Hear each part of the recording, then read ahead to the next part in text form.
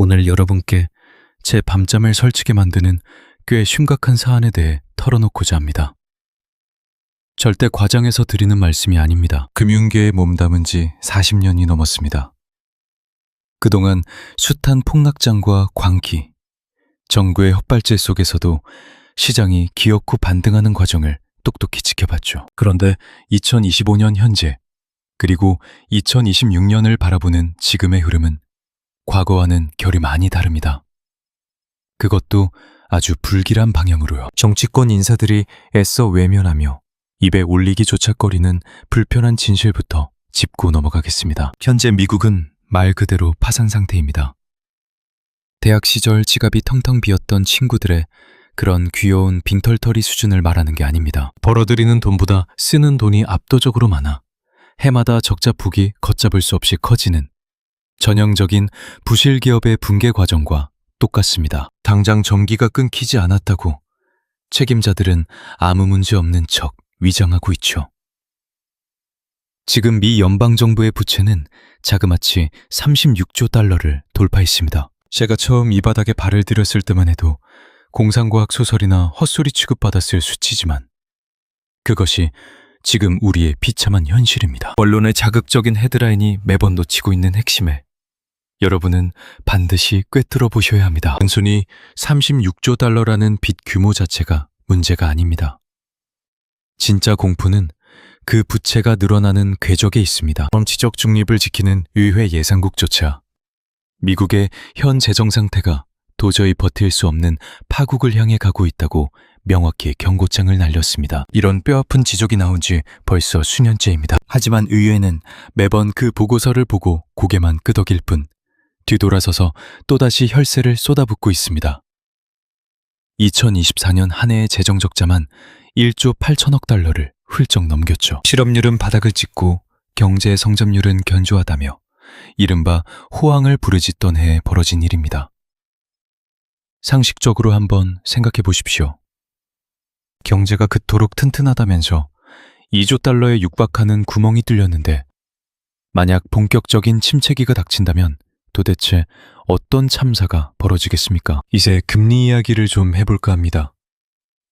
일반 서민들의 실물 경제와 금융시장의 민낯이 가장 적나라하게 부딪히는 지점이니까요. 2008년부터 2022년까지 약 15년간 연준은 사실상 제로금리라는 극약 처방을 이어갔습니다. 물론 그들의 의도는 10분 이해합니다. 금융위기 직후엔 어떻게든 죽어가는 경제에 산소호흡기를 달아야 했고 팬데믹 사태 때도 마찬가지 절박함이 있었을 테니까요. 하지만 장장 15년간 지속된 공짜 돈의 향연은 시장의 모든 투자자와 기업 경영진들에게 치명적인 독약이 되었습니다. 건설사, 사모펀드, 심지어 전 세계 각국 정부까지 자본에 비용이 들지 않는다는 심각한 착각에 빠져 방만한 태도를 보였죠.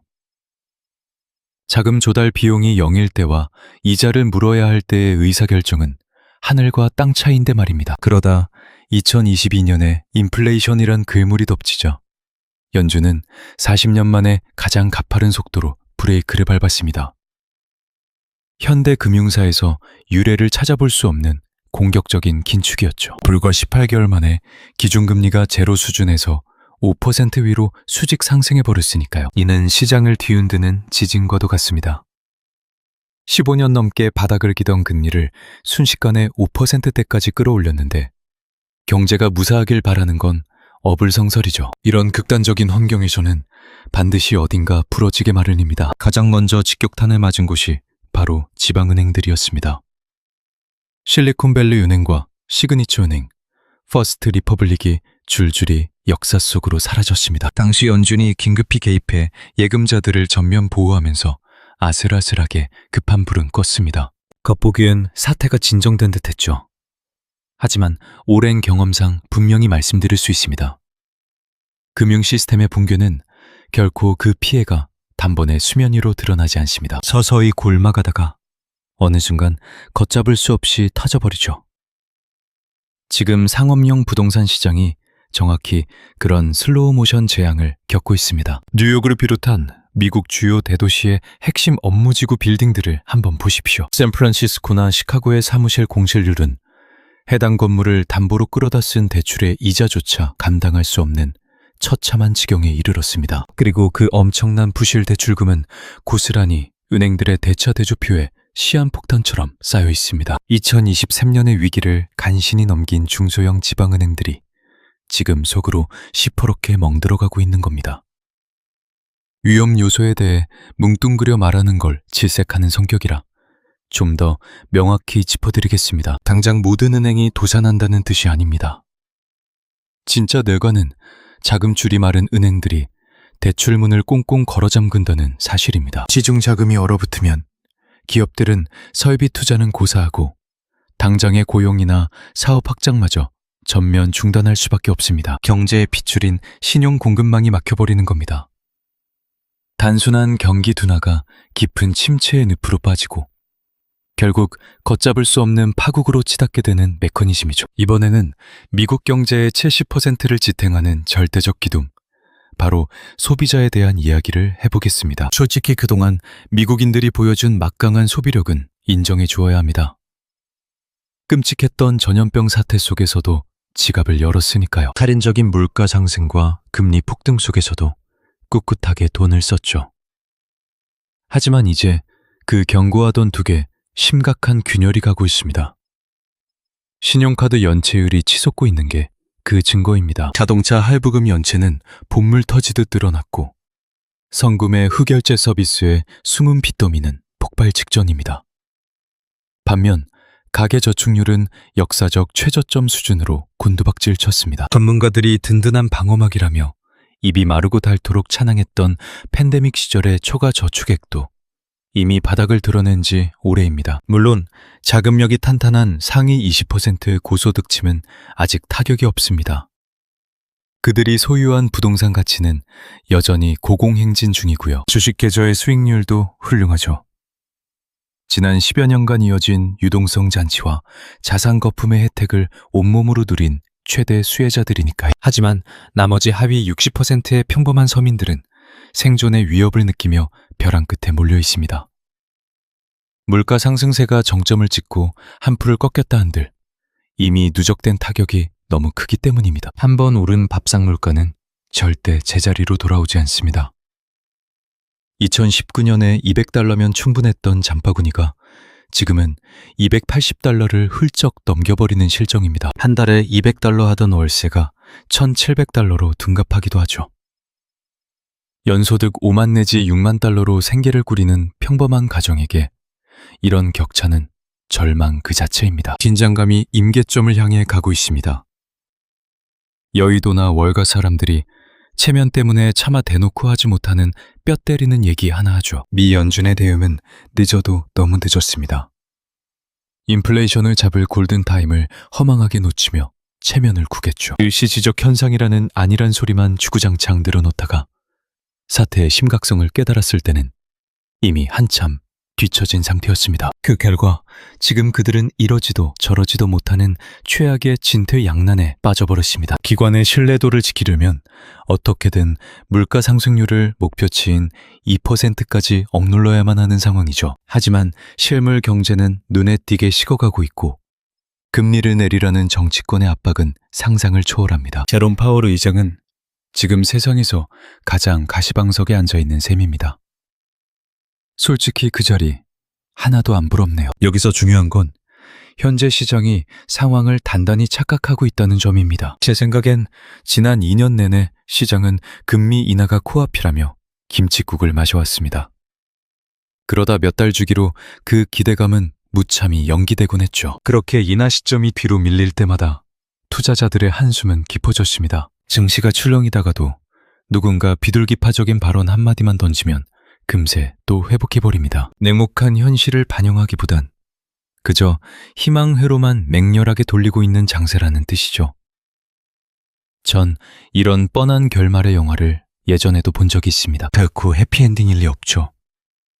자, 이제 방향을 틀어 우리 시대의 뼈대를 흔들 가장 중대한 장기 리스크 얘기를 해보겠습니다. 대다수 경제 전문가들이 그저 수박 겉핥기식으로만 넘기는 주제, 바로 인구 구조 변화입니다. 미국 역시 여느 선진국들처럼 늙어가고 있다는 건 부정할 수 없는 사실입니다. 미 역사상 최대 인구 집단인 베이비붐 세대가 매일 10,000명씩 은퇴 시장으로 쏟아져 나오고 있죠. 은퇴라는 건 결국 국가 경제에 기여하던 사람들이 이제는 복지 예산을 갉아먹는 소비층으로 전락한다는 뜻입니다. 연금이나 건강보험 같은 것들 말이죠. 이런 복지제도는 노인 1명당 청장년 16명이 부양하던 옛날 옛적에나 통하던 호랑이, 담배 피우던 시절의 산물입니다. 지금 그 비율이 3대 1까지 떨어졌고 머지않아 2대 1이 될 판입니다. 계산기 두드려보면 정말 소름 돋는 결과가 나오죠. 이 적자 구멍을 표 떨어지는 일 없이 메울 방법은 정치권에 존재하지 않습니다. 복지를 줄이든 세금을 올리든 돈을 마구 찍어내든 아니면 이 세 가지를 다 섞든 해야 하죠. 이런 벼랑 끝 선택지 앞에서 여의도나 워싱턴의 양반들이 어떤 꼼수를 쓰는지 뻔히 아실 겁니다. 무조건 돈통을 열어 지폐를 찍어내며 폭탄 돌리기를 시전하죠. 왜냐고요? 그 청구서를 떠안을 피해자들은 아직 태어나지도 않았거나 투표권이 없는 꼬마들이니까요. 반면 지금 당장 혜택을 쏙쏙 뽑아먹는 사람들은 선거 때마다 귀신같이 투표장으로 향하거든요. 이게 바로 자본주의 정치판의 생리이자 절대 변하지 않을 씁쓸한 현실입니다. 자, 우울한 미스크 얘기는 이쯤에 두고 그럼 도대체 전 지금 시장에서 뭘 노리고 있는지 말씀드리죠. 전 위기가 온다고 현금만 꽉 쥐고 앉아서 나 혼자 똑똑한 척하는 부류가 아니거든요. 그런 식으론 절대 불을 일굴 수 없습니다. 핵심은 이 난장판 속에서 내 자산을 어떻게 배치할 것인가 하는 거니까요. 어디에 베팅해야 할까요? 첫째로 명심할 점은 지금은 그 어느 때보다 내 원금을 지켜내는 방어전이 필수적인 시기라는 겁니다. 중앙은행이 헬리콥터로 돈을 뿌려대서 개나 소나 다 수익을 내던 대세 상승장에서는 굳이 머리 싸맬 필요가 없었죠. 그냥 무지성으로 시장에 발만 담그고 있어도 됐으니까요. 하지만 고금리가 장기화되고 돈줄이 마르며 지갑이 얇아진 지금 같은 혹한기에 엉뚱한 곳에 투자했다간 단순히 수익률을 조금 까먹는 수준에서 끝나지 않습니다. 계좌가 완전히 녹아내리는 치명적인 진짜 손실을 입게 된다는 뜻이죠. 두 번째 포인트는 지금 킹달러 행세를 하고 있는 미 달러화가 장기적으로는 엄청난 역풍을 맞을 거란 사실입니다. 국가부채가 천문학적으로 쌓이는데도 정치권이 이를 해결할 의지가 전혀 없다면 결국 그 청구서는 통화 가치의 붕괴로 돌아오는 법이거든요. 당장 내일이나 내년은 아니더라도 향후